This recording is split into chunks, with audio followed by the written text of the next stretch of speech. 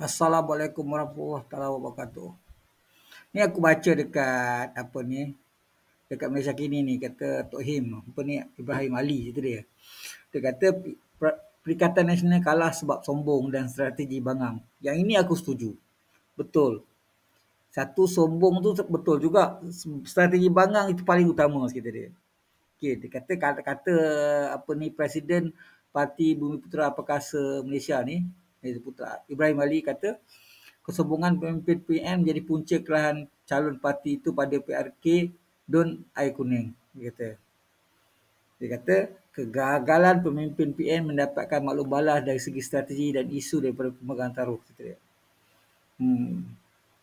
Dia kata kalau terus begini style dia, cerita dia memang selesa lah PH dan BN, khusus daripada Menteri Anwar Ibrahim menghadapi PRU ke-16. Dia kata Perikatan Nasional mimpi je lah di siang hari. Tapi aku satu benda tentang Tok Im ni cerita dia. Dia kata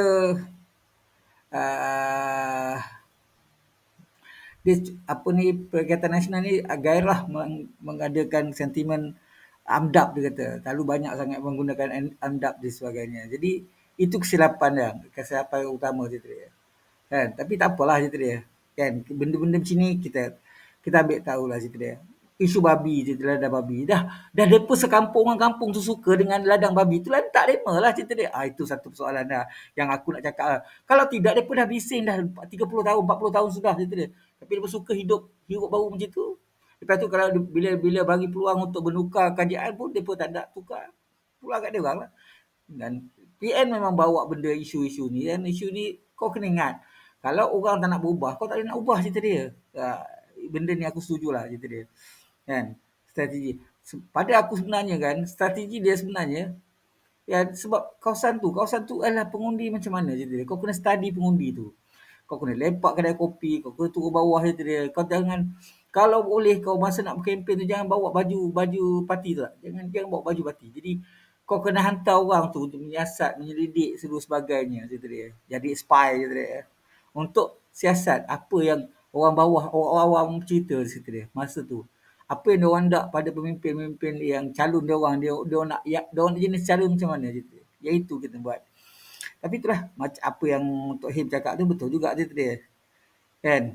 Memang dia orang macam Perikatan Nasional, Barisan Nasional, dia pun just layan benda sama je. Dia pun bagi, dia pun dana dia banyak, duit dia banyak, lepas tu dia pun pegang kerajaan, apa mau risau cerita dia. Bagi sajalah, bagilah peruntukan lah apa sebagainya. Yang itu yang dia membuat cerita dia. Tapi terpulang lah korang. Tapi apa-apa pun pada pandangan aku lah. Ini pandangan Tok Him. Pandangan aku ialah 50% tidak melambangkan realiti sebenar pengundi lah cerita dia. Itu je lah. Kalau kau kata ianya menggambarkan pengundian, aku cakap tak. Memang tak ada lah. Memang tak logik, tak menggambarkan realiti pengundian dekat situ. Kan? Jadi apa yang berlaku sudah berlaku lah kita dah. Kita tunggulah PRU 16. Okey, assalamualaikum.